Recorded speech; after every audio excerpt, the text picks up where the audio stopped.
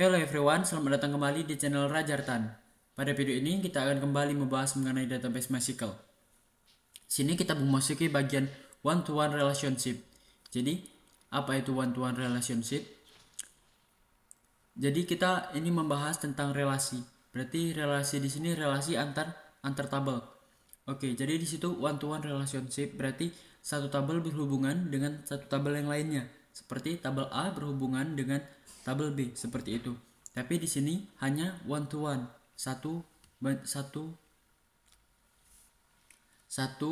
tabel dengan satu tabel, begitu.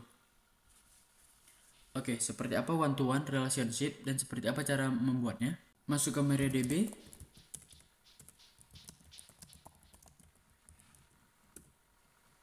Oke, so databases, dan kita gunakan belajar MySQL. Nah, so tables.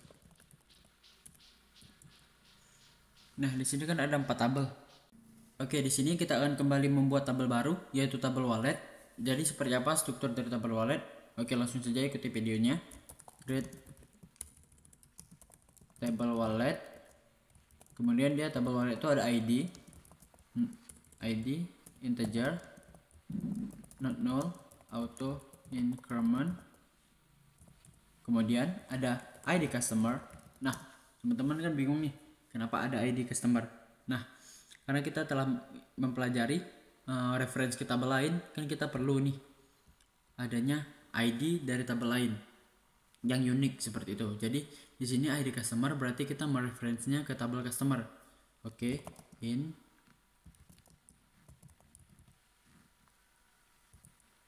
kemudian balance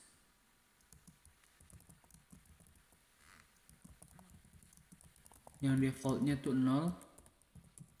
Kemudian di sini ada primary key, yang di primary adalah ID. Kemudian ada unique key dengan nama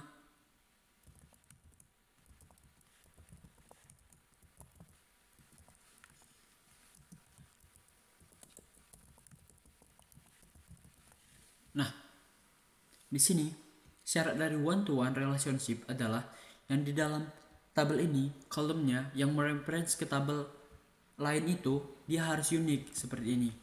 Nah, jadi kita harus tambahin unik. Jadi dia jadinya nggak boleh lebih dari satu tabel berpasang-pasangannya seperti itu hubungannya.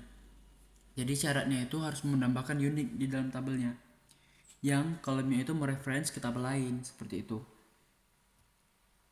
Nah, kemudian baru kita tambahkan constraint-nya fk wallet customer, kemudian foreign key,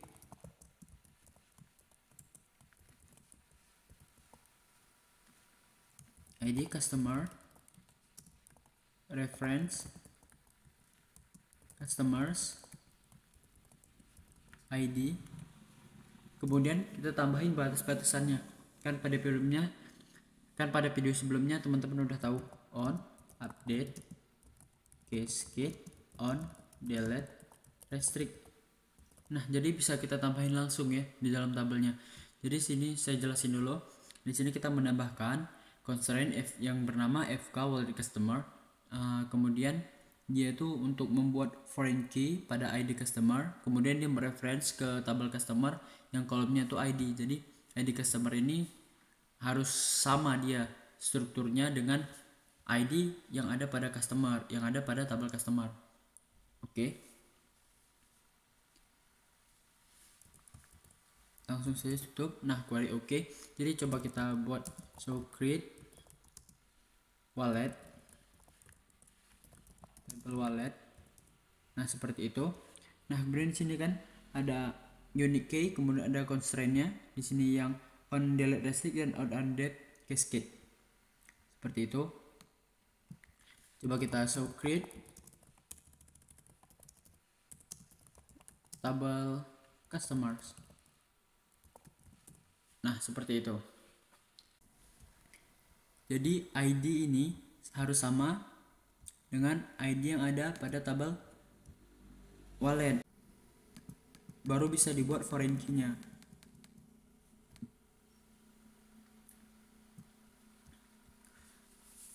Oke, selanjutnya coba kita tampilin select data yang ada pada tabel customer.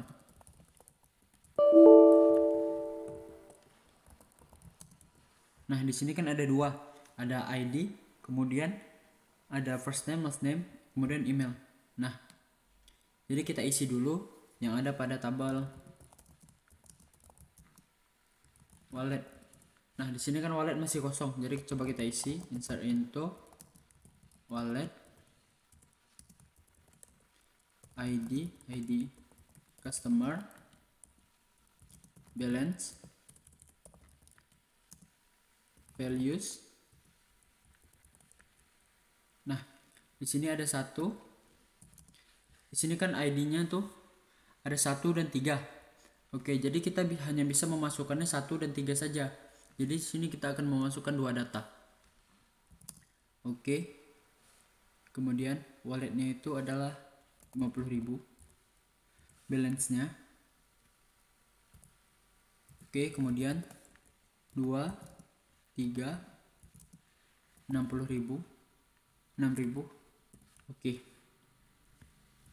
Nah, query oke. Nah, select bintang from wallet. Oke. Di sini kan ID customer-nya 1 dan 3, cocok dengan ini. Nah, coba kita masukin yang ID customer-nya itu berbeda. Nah, seperti ini contohnya. Yang ID customer-nya itu 2, karena 2 nggak ada. Kita tutup aja. Nah, maka dia nggak bisa. Ups, salah. Nah, 2 di sini kita ubah dulu 3. Nah, jadi di sini nggak bisa cannot add or update a child row karena nggak ada di tabel induknya itu nggak ada. Jadi kita nggak bisa ngisinya karena sudah mereference dari tabel induk. Nah, di sini saya akan mengajari teman-teman untuk join antar tabel. Jadi menampilkan lebih dari satu tabel. Di sini kita kan udah mereference dari tabel customer dan tabel wallet. Jadi coba kita tampilin datanya dari antara kedua tabel itu.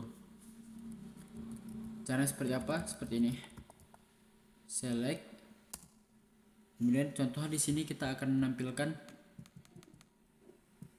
first name dari tabel customer, dan kemudian kita akan tampilkan balance-nya. Jadi seperti bicara select customer first name, kemudian koma wallet balance.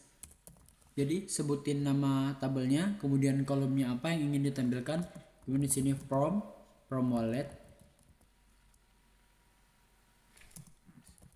join customers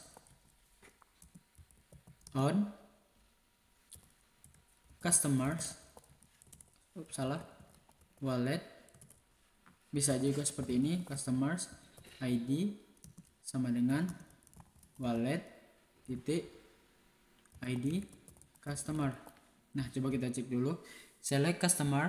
Nah, di sini tabel customer, kemudian kita mengambil first name-nya, kemudian mengambil balance dari tabel wallet, from wallet join. Ini berarti gabung. Jadi di MySQL itu ada banyak join. Ada yang join, inner join, left join, right join, dan full join. Di sini kita mempelajari yang joinnya aja. Jadi join ini sama seperti inner join sebenarnya. Oke. Di sini menampilkan first name, kemudian balance dari tabel wallet yang dia join ke tabel customer, di mana customers dari customer ID ini sama dengan wallet di ID customer. Oke, enter. Nah, maka dia akan tampil seperti ini. Jadi kita tidak hanya bisa menampilkan data dari satu tabel. Jadi kita bisa menampilkan data dari dua tabel dengan hanya satu query seperti itu.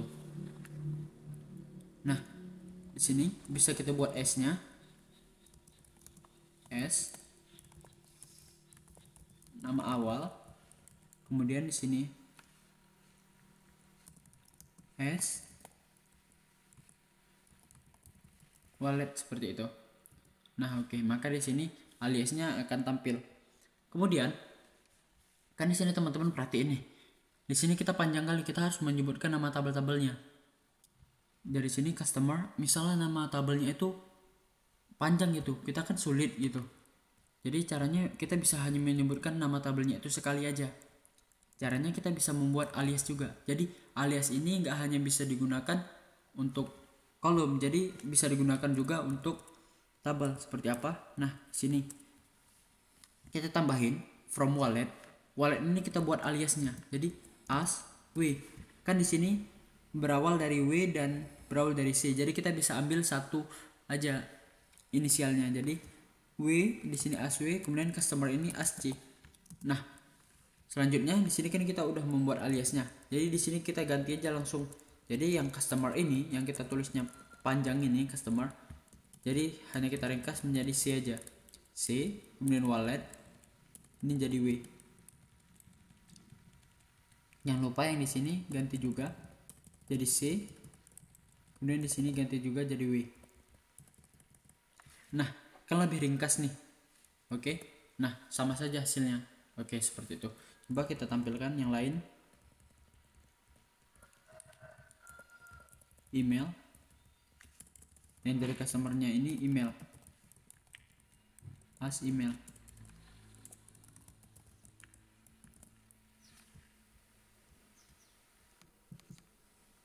Oke, di sini sebelumnya teman-teman gak harus menambahkan kutip seperti ini.